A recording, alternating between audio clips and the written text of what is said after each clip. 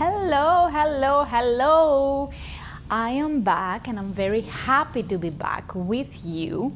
I love this entrance. Reminds me of an evil guy from Inspector Gadget, you know. It's like, or a James Bond movie. I'm in Athens and yeah, it's been quite a year, 2019. I don't want to say a city year, although it was kind of a city year, but I would just say it was a challenging year with lots of opportunities for growth, which I took advantage, I'm proud to say. And yes, if you missed me, this is why you missed me. It's just been a little bit difficult to cope with everything, but in the words of Jonathan Van Ness, when life gives you a hard pill to swallow, you need to turn that pill into a multivitamin and just make the most of it, I guess. One of the things that helped me deal with everything that was going on is that I went back into art. So I was a lot into art when I was like, basically ever since I was a baby. I think when I was like around 2 years old, I would say to my grandpa, I would become an artist growing up, a painter, although I couldn't really pronounce the word. And I've always used to, you know, draw, sketch, doodle, whatever. It's just like a great way for me to tap into my inner self and just lose track of time and, you know, don't have any negative thoughts consume me and all that. So it's been a lot of fun, and I haven't done that in a while. So it reminded me why art is important in our lives, and it really changes the way you see the world. First of all, you don't think anymore about, you know, about your look, if I'm beautiful or if I'm not beautiful. You're feeling much better with yourself because you start to see everything like a collection of shapes and light and shadow, like the whole world. Like if you try to recreate anything that you see around you on paper, no matter what type of technique you're using, it's all just a bunch of shapes and light and shadow. And every artist sees that differently and interprets it differently. Maybe they won't use, for instance, the colors they see, and they put different colors instead to express the shadow and the light. They have different color palettes, they have different aesthetics, even the shapes may change. Although the message remains the same, like the portrayal of it is vastly different.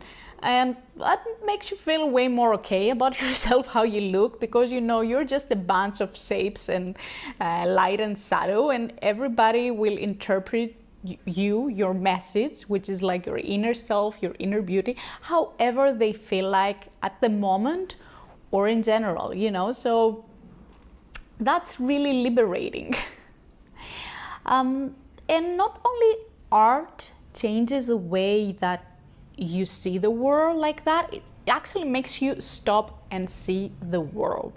Like, we think we know what we see around us, but the truth is we're not really mindful and we're not paying attention at all. And you only realize that once you challenge yourself to draw an apple or a banana. Like, I had to Google what an avocado looks like, and I've seen tons of avocados before, but when it was time for me to put it on paper, I was like, wait a minute, is that correct? So it just makes you more aware of your environment and makes you look things in more detail. It also allows you the time that you're drawing something to just focus on that. And you know, I'm not really into meditation, I have to say. I like to do a little breathing, I like to do a little prayer maybe, but sometimes it's not easy for me to do the daily habit of that. But if I sketch daily, like, that's really a form of meditation. because you are mindful, you're paying attention to detail, you're just focusing on the task at hand. So if meditation or praying or whatnot is not your cup of tea, it's still like a great way for you to, just take a moment. Anyway, what else? What else did I find out through art? I found out, I realize we all know that, but we're always so much nicer to other people. Like, I'm part of some groups for different types of arts because I like to use different mediums. So for relaxing, I love to do acrylic pouring. I think acrylic pouring, it's like the seed. I think it's like, what is the other thing that you crunch? What is it? It's like slimes. Is it called slimes? Yes, slimes. So it's like slimes. It's like the slime community, but it's just acrylic pouring. So you just pour like different colors, and it's nice because it's relaxing, and even if you do the same colors, the same technique, you'll get a different result. So the nice thing, the liberating thing with acrylic pouring, I think, is that it's like in life. It's like, I do my part, I let the universe, God, do their part. Like, I've done my part, I've done my best, I've done the work, and now it's in the hands of God, and I'm fine with that. And that's the same thing with acrylic pouring. You can learn your techniques, you can do the mixing of the colors, you can use different mediums, and you do the work, but then it's up to the painting itself to take a form. So the painting is not really finished when you're finished. It's only finished when it's dry. And that's a nice reminder that you're not in control of everything, and that you can let go after a certain point. You should do just your part, try your best, and then just don't worry about things that are not in your control.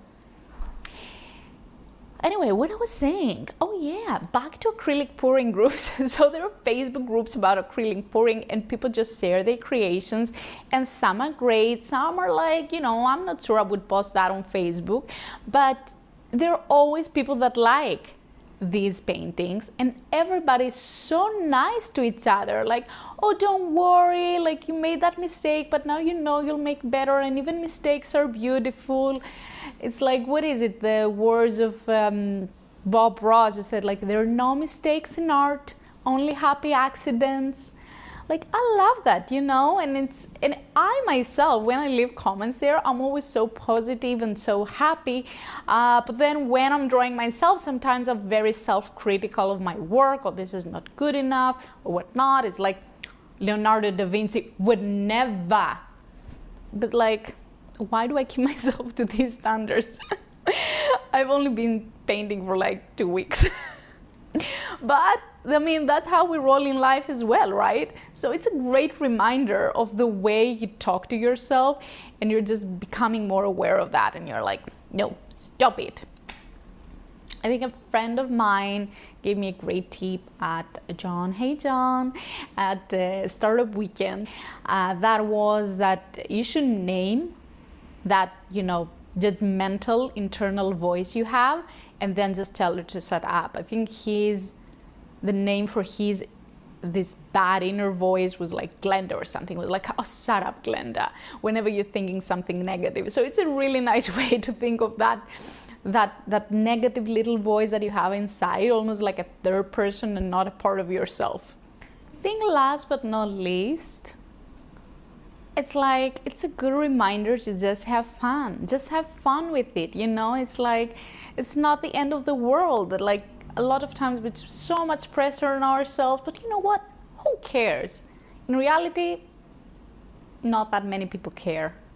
And the ones who really care are the ones that like love you and accept you and support you.